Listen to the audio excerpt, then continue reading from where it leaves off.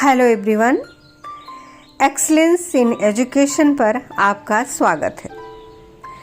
अभी तक अगर आपने एक्सीलेंस इन एजुकेशन को सब्सक्राइब नहीं किया है तो प्लीज़ सब्सक्राइब कर लें और साथ ही बेल आइकन प्रेस कर दें, जिससे आने वाले वीडियो की नोटिफिकेशन मिलती रहे और वीडियो को अंत तक ज़रूर देखें। एक्सीलेंस इन एजुकेशन पर आपको बहुत ही ज्ञानवर्धक वीडियो मिलेंगे जो कि बहुत रोचक तरीके से बनाए गए हैं। जरूर बने रहिए एक्सीलेंस इन एजुकेशन।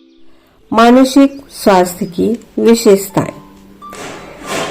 मानसिक रूप से स्वस्थ और सुनियोजित व्यक्ति के लक्षणों या विशेषताओं को देखकर हम जान सकते हैं कि वो पूर्ण रूपेण स्वस्थ है।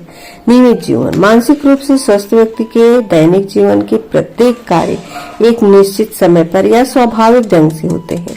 वे नियमित जीवन बिताते हैं, अर्थात उनके रहन सहन, खाने पीने, सोने जागने की निश्चित आदतें बन जाती हैं और वे अपने शारीरिक स्वास्थ्य के प्रति पूर्ण ध्यान देते हैं। उनका शरीर स्वस्थ एवं निरोग रहता है।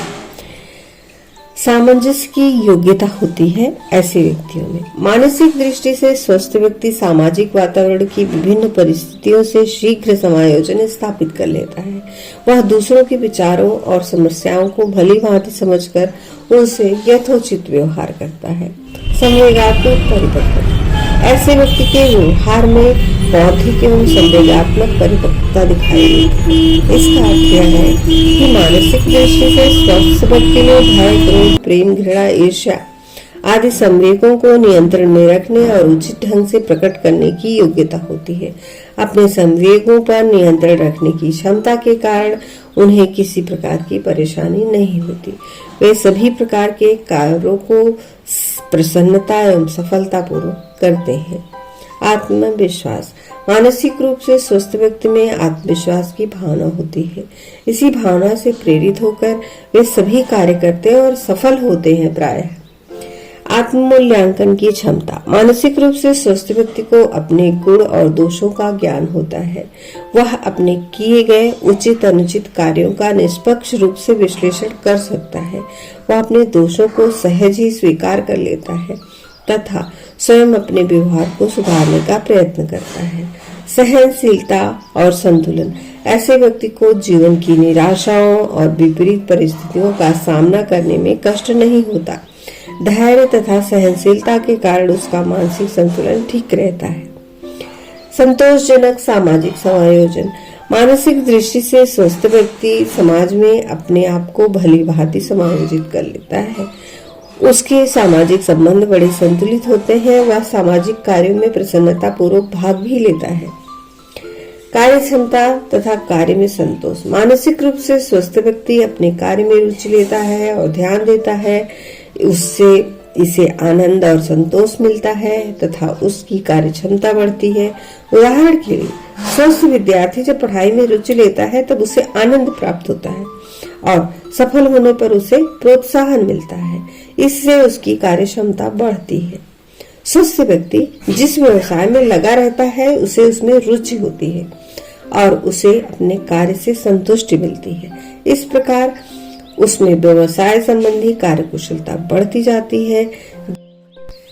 कैसे पहचाने मानसिक रूप से अस्वस्थ व्यक्ति को? क्या है इनके लक्षण?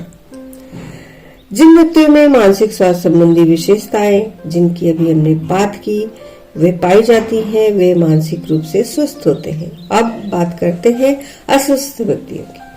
मानसिक दृष्टि से अस्वस्थ व्यक्ति वातावरण की विभिन्न परिस्थितियों में अपने आप को समायोजित नहीं कर पाता। उसमें संवेगात्मक अस्थिरता, आत्मविश्वास की कमी, मानसिक उलझने, निराशा, व्यक्तित्व संबंधी अव्यवस्था और असामान्यताएं पाई जाती हैं। संक्षेप में हम कह सकते हैं कि मानसिक अस्वस्थता वह दशा है जिसमें जीवन की आवश्यकताओं को संतुष्ट करने में व्यक्ति अपने को असमर्थ पाता है और संवेगात्मक असंतुलन का शिकार हो जाता है। मानसिक अस्वस्थता विभिन्न प्रकार के मानसिक विकारों में दिखाई देती है। जिस प्रकार शारीरिक स्वास्थ्य के बिगड़ जाने से अनेक प्रकार की व्याधियां या रोग उत्पन्न हो जाते हैं, उसी प्रकार जब व्यक्ति वातावरण के साथ भली भांति समायोजित नहीं कर पाता, उसकी इच्छाओं, प्रवृत्तियों और क्षमताओं तथा रुचियों में सामंजस्य या एकता नहीं उत्पन्न हो पाती और इसके परिणाम स्वरूप जब व्यक्ति का व्यवहार असामाजिक, असंतुलित और दोषपूर्ण हो जाता है, तब उस व्यक्ति में विभिन्न प्रकार के मानसिक विकार उत्पन्न हो जाते हैं, जैसे भग्नाशा, तनाव, संघर्ष, भावना ग्रंथियां आदि। यहाँ पर मानसिक विकारों पर संक्षेप में विचार करते हैं। भग्नाशा यानी फ्रस्ट्रेशन। भग्नाशा का तात्पर्य है उस तीव्र अनुभूति से जो व्यक्ति के असफल होने पर या असंतोष मिलने पर होती है। फ्रस्ट्रेशन किसी इच्छा या आवश्यकता में बाधा पड़ने से उत्पन्न होने वाला संवेगात्मक तनाव है।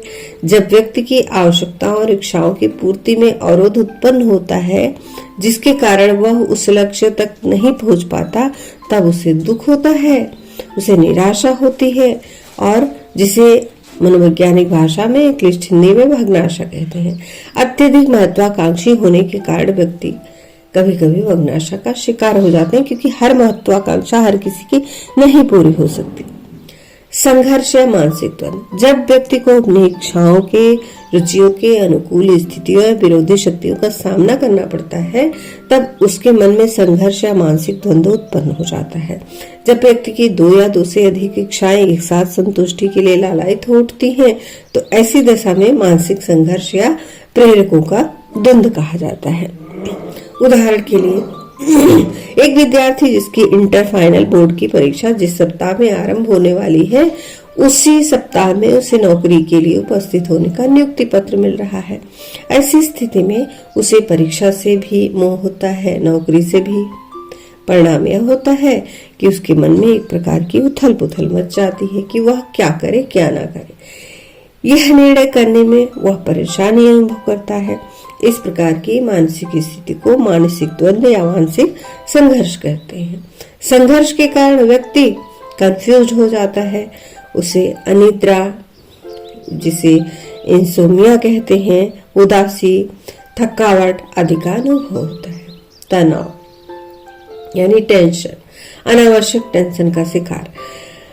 भग्नाशा और मानसिक द्वंद्व के परिणाम स्वरूप व्यक्ति में तनाव उत्पन्न होता है। गेट्स कहता है, तनाव असंतुलन की दशा है जो प्राणी को अपनी उत्तेजित दशा का अंत करने के लिए कोई कार्य करने के लिए प्रेरित करती है। तनाव व्यक्ति में उत्तेजना और असंतुलन पैदा करता है, जिसके कारण कि वह परिस्थितियों का सामना करने के लिए क्रियाशील होता है। तनाव के कारण मानसिक शक्तियों का अपव्यय होता है और व्यक्ति का व्यवहार असाधारण हो जाता है। कभी कभी तनाव के कारण मानसिक उन्माद तथा मनोदौर्बल्य आदि विकार उत्पन्न होते हैं। भावना ग्रंथियां यानी कॉम्प्लेक्सेस। जब व्यक्ति सामाजिक नियमों तथा बंधनों के कारण स्वतंत्र रूप से आत्मा व्यक्ति नहीं कर पाता और उसे अपनी इच्छाओं का अनुचित रूप से दमन करना पड़ता है, तब उसके अंदर अनेक प्रकार की भावना ग्रंथियों का निर्माण होता है, जिसके कारण उसका व्यवहार असाधारण हो जाता है। ये भावना ग्रंथियां प्रत्यक्ष या अप्रत्यक्ष रूप से मानसिक स्वास्थ्य को प्रभावित करती हैं। चिंता को भी एक प्रकार का मानसिक विकार कहा जाता है। जब यह अचेतन स्तर पर स्थायी रूप से अपना स्थान बनाने लगती है, तब मानसिक अस्वस्थता होती है।